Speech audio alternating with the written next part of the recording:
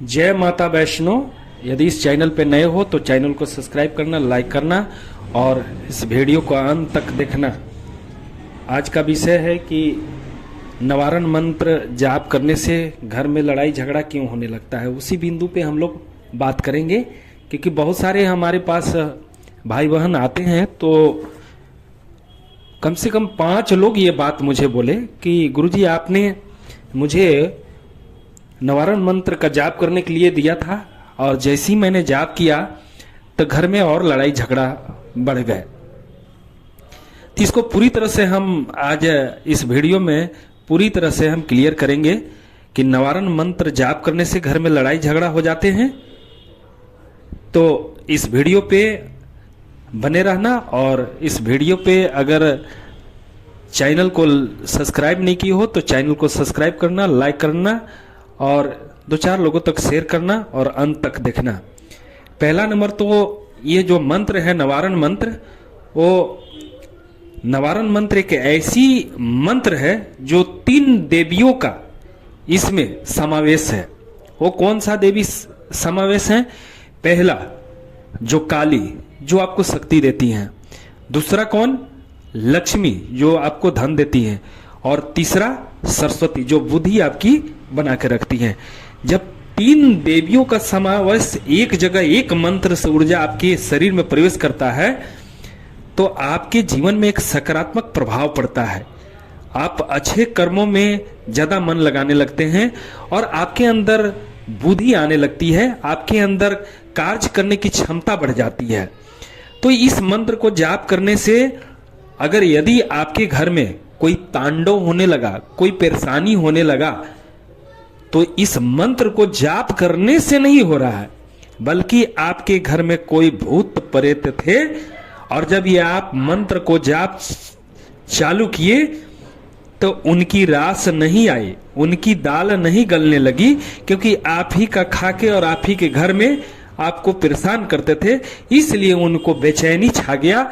और जैसे ही ये मंत्र आपने जाप किया तो उनकी लंका लगना चालू हो गई, इसलिए आपको वो परेशान करने लगे ताकि ये जाप छोड़ दे। स्पष्ट बात यही है कि ये मंत्र को जाप करने से कभी भी किसी का घर में नुकसान नहीं होता, बल्कि उनके घर में धन्य धान से पूरी तरह से पूर्ति होती है। उनके बच्चे में पढ़ने की क्षमता बढ़ती है, वो निरंतर अग्रसर अपने ऊंचाई की ओर बढ़ते रहते हैं। बल्कि जब किसी भी भाई बहन के घर में ऐसा हो कि इस मंत्र को पढ़ने से उनके घर में तुरंत छोटी छोटी बात पे लड़ाई होने लगे, पत्नी में मार झगड़ा होने लगे, बात कोर्ट कचहरी तक आ जाए, तो समझ लेना कि तुम्हारे घर में कोई न कोई नकारात्मक शक्ति घर बना के बैठा हुआ है और तुम्हारा ही खा के तुम्हारा ही अनभल कर रहा है। तो इस अब उपाय क्या है कि भाई यदि अगर ऐसा हो रहा है तो हम उपाय क्या क्या करें? तो उपाय में यही है कि अगर पति पत्नी में अगर झगड़ा हो रहा है तो एक नींबू लेना और दोनों सर से लेकर पैर तक दोनों पैर को उतार लेना और सर से दोनों हाथ को उतार के एक चाकू से काट के और बाहर, घर से बाहर कहीं भी उसको फेंक देना। दूसरी बात, दूसरी उपाय क्या है कि यदि इस मंत्र को जाप करने से यदि आपके घर में झगड़ा और तेजी होने लगे तो इस मंत्र की संख्या को बढ़ा देना है। यदि आप 108 बार करते थे तो इसको कम से कम 4 माला कर दीजिए, 11 माला कर दीजिए, 21 माला कर दीजिए। देखिए उसकी परेशानी इतनी बढ़ जाएगी कि वो आपके घर के छोड़ के कोसों दूर भाग जाएगा और आपके घर तक कभी नजर उठा के नहीं देखेगा, क्योंकि ये वैष्णो माता की निवारण मंत्र है। ये इतनी प्रचंड इनके अंदर शक्ति है कि उस शक्ति को मैं पहचाना हूं, मैं जानता हूं। चाहे जिसने भाई बहन इस मंत्र को जाप किए होंगे उनको ये मालूम होगा कि ये निवारण मंत्र जो है ओम ऐम ह्रीम क्लीम चामुंडे विचे में कितनी बड़ी ताकत होती है।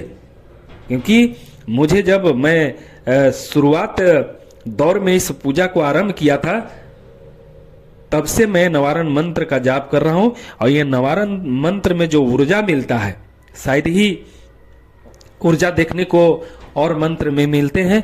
तो जो भी भाई बहन अगर इस बिंदु पे संकोच में होंगे कि नवारण मंत्र जाप करने से घर में झगड़ा होने लगता है, परेशानी होने लगता है, रोजी रोजगार में रुकावट होने लगता है, तो वो भाई इस वीडियो को देखकर क्लियर हो जाना कि इस मंत्र से नहीं, बल्कि आपके घर में नकारात्मक ऊर्जा होने की वजह से आपके घर में झगड़ा होता है, आपके घर में परेशानी होती है।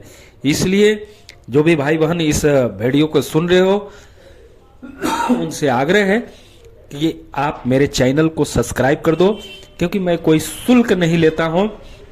अब तुम समझ सकते हो कि मैं अभी नया चैनल बनाया हूं, इसमें मोनेटाइज की बहुत जरूरी है, इसलिए मैं स्पष्ट बात बोलता हूं, क्योंकि मुझे किसी चीज बताने में डर नहीं है, क्योंकि एक सच्चा व्यक्ति हूं, आपके बीच में सेवा कर रहा हूं। इसलिए आप जो भी मेरे इस वीडियो को सुन रहे हो, उनसे आग्रह है कि मेरे चैनल पे अगर नए हो तो चैनल को सब्सक्राइब कर देना। यदि सब्सक्राइब कर दिया तो निश्चित रूप से हमारे घर में आपका, हमारे दरबार में आपका अर्जी स्वीकार होगी, और आपका जो काम बिगड़ता होगा वो निश्चित रूप से बनेगा।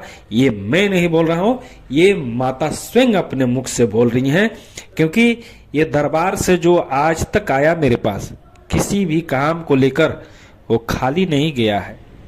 चाहे वो संतान से संबंधित हो, चाहे कोई भी नकारात्मक ऊर्जा से परेशानी हो, चाहे और बिंदुओं पे उनकी प्रॉब्लम हो, चाहे उनके कुल देवी कुल देवता बंधे हो, तो आज इस दरबार से खाली नहीं गया है। इसलिए मैं सच्चे मन से, सच्चे भाव से आपके बीच में जो भी वीडियो आप तक पहुंचाता हूं, अगर कुछ त्रुटि भी हो जाता होगा तो आप मुझे क्षमा करना। और आपसे यही आग्रह है कि 2-4 लोगों तक इस वीडियो को जरूर शेयर करना, ताकि जो भाई बहन इससे वंचित हैं, जिनके अंदर में इस मंत्र के प्रति कोई भावना गलत हो जाए, तो वो भावना कम से कम दूर हो जाए। क्योंकि नवारण मंत्र एक ऐसी मंत्र है जिससे 3 शक्तियां प्रचंड रूप से खुश होकर आपके घर में आशीर्वाद देते हैं और आपके ऊपर सदा कृपा बरसाते हैं। आपके कुल देवी कुल देवता भी इनको जाप करने से प्रसन्न होने लगते हैं। कुल देवी कुल देवता भी अगर नाराज हो तो इसको जाप करने से वो भी प्रसन्न होने लगते हैं। आपके पितृ अगर नाराज हो, चाहे पितृ को किसी ने बांध दिया है, यदि भाव से इस मंत्र को आप जाप करने लगे तो आपके पितृ भी प्रसन्न होके पुनः आपके घर में आकर और आपको आशीर्वाद देते हैं, आपकी रोजी रोजगार को बढ़ाने लगते हैं, आपके मकान दुकान को चलाने लगते हैं, और आपकी जो भी घर में बीमारी हो रही है वो बीमारी से भी आपको रक्षा करती है। इसलिए माता तो हर जगह विद्यमान है, वो खुट्टा में है, खम में है, हम में है, आप में है, वहां है, यहाँ है, हर जगह पर विद्यमान है। इसलिए कोई ये न समझे कि वैष्णो माता तो कटरा में है, कश्मीर में है। वैष्णो माता को मैं साक्षात दर्शन किया हूं अपने जगह पे, क्योंकि अगर सही भाव से श्रद्धा से बुलाओगे तो वैष्णो माता हर जगह पर होते हैं। वो ये देखते हैं कि भक्त मुझे कैसे बुला रहा है। भगवान तो भाव के भूखे होते हैं, कोई लड्डू और मिष्ठान के भूखे नहीं होते हैं, कोई मेवा के भूखे नहीं होते हैं, कोई कपड़ा के भूखे नहीं होते हैं। वो सिर्फ भाव देखते हैं कि तुम्हारा भाव कैसा है, तुम मुझे क्या कर रहे हो। बहुत सारे लोग मुंह में राम बगल में छुरी और चलाते चलते हैं, और भक्ति तो इतनी जबरदस्त करते हैं कि लगता है कि उनसे बड़ा कोई इस पृथ्वी पर भक्त है ही नहीं। वैसे भक्तों से बचना चाहिए। बहुत बहुत धन्यवाद।